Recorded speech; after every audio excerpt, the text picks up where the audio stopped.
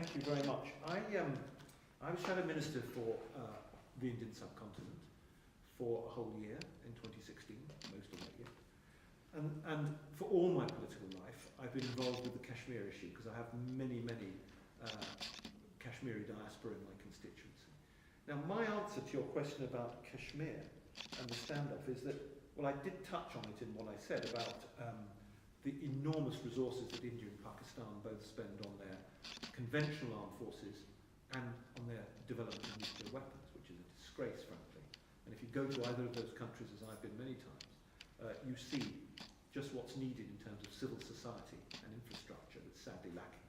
And that money's going on these weapons. It is perverse, frankly. But on Kashmir itself, my belief is that people have the right to self-determination. It's the Kashmiri people alone, according to UN Security Council resolutions as well, that have the right to decide who they want to be and what their future should be. And if they decide they want to be part of Pakistan, well, so be it. But it must be done by a plebiscite, by the people themselves deciding, freely, openly and fairly, to enjoy the democracy we enjoy, but is denied to so many people in the world. And once they decide what their future path's going to be, then they can take that path. It's not for India or Pakistan to say which way they should go and to claim chunks of that amazing mountain nation. It is a terrible tragedy that the people of Kashmir have to put up with poverty and deprivation because these two armies oppose each other across that line of control. And from time to time, as you say, we have these flare-ups which could potentially erupt into nuclear war because both of those nations are nuclear armed. Your question about the UN, I'll just finish on this, and I'm sorry to give such long-winded answers. Yeah, I mean, the UN is a fire brigade. It's not the world's government. And it was actually Kofi Annan that we used to meet quite regularly on the Foreign Affairs Committee, who once said to us, and he was a man of great wisdom, and I deeply regret his death, a man of great wisdom who, when you were in a room with him, you felt calm and peaceful, because he had that kind of voice and that attitude. And what he said was, I am not the president of the world. I'm a civil servant who serves the member nations that are members of the United Nations. It's an organisation of its members, and I serve them, and I do what I'm told by them. In a way, it's a shame. It'd be quite nice to have a president of the world, as long as he or she, preferably she, wasn't corrupt and corrupted by the power given to that woman. But that's not the case. So his job is to uphold the treaties and the international rules-based system that the UN itself has decided. I was only at the UN just less than 2 weeks ago at a hearing in New York where we heard the current General Secretary Antonio Guterres speak. Very good speaker, and these people are excellent. But the UN, I'm afraid, is a fire brigade. It's a very good fire brigade, but that is what it is at the moment. Now it's up to all of us, I think, to change that through the policies of peace building and peacemaking that Vijay outlined and that I hope I enhanced as well. I hope that's an adequate answer. Thank you. Thank you so much. Vijay? Yes, I'm starting with Bernie's question. So, most of the answer I was going to give. Oh, sorry. Sir,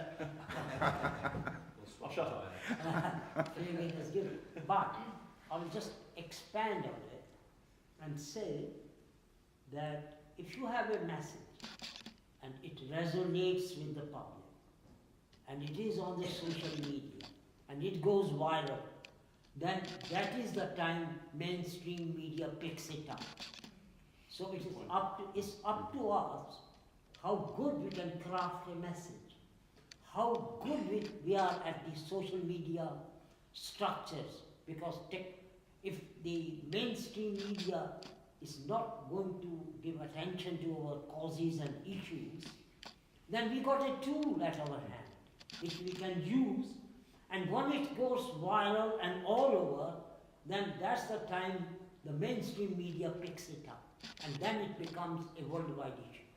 All these climate change cries, climate change, human rights, I've been doing it for many years, they were never public issues. They were never even civil, even the civil rights movement in the US and all those were never, even Indian independence issues.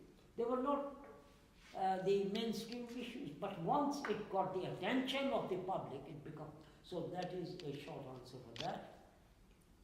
and the second is the future relationship of Russia with UK. So that reminds me a very interesting story what Medvedev, the former president of Russia, said in an interview, that the whole world blames all the wrongs on Russia. Yeah? So either we are superhumans, that we control the whole world, or we are a bogeyman, which means we get all the blame on us. Any problem arises in any part of the world, oh, it's done by Russia, like the Novichok in UK, like so many other instances, it's always Russia.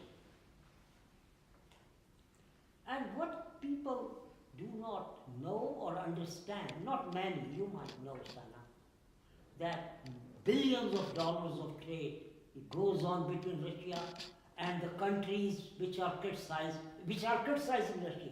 They allow criticism, Russia allows criticism, because in turn they criticize the other part of the world. But underneath, the trade goes on, and that is a fact about India and Pakistan. Even onions are being sold from one country to the other. All vegetables are being sold from one country to the other.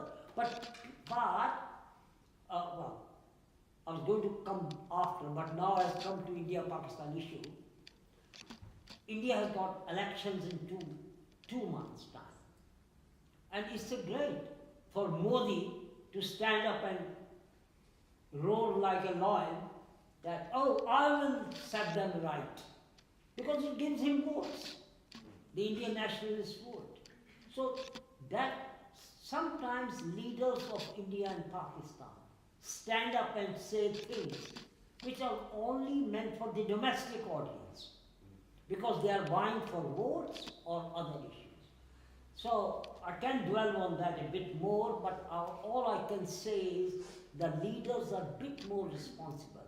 They know that they have got their hands on the nuclear button, and they can have a bit of, on the line of control, bit of soldiers killing here, and then Pakistani soldiers kill Indians, and Indians there. But that's it flares on the. I myself have been on the Wagah border in Amritsar. Yes, I've been there too. You've been there too, yeah.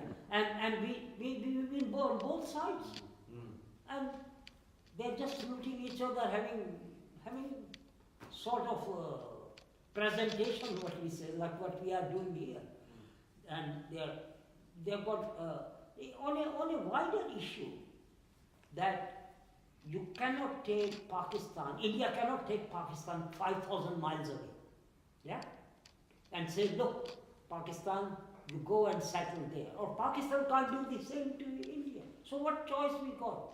The only choice we got is to be brothers and sisters with each other.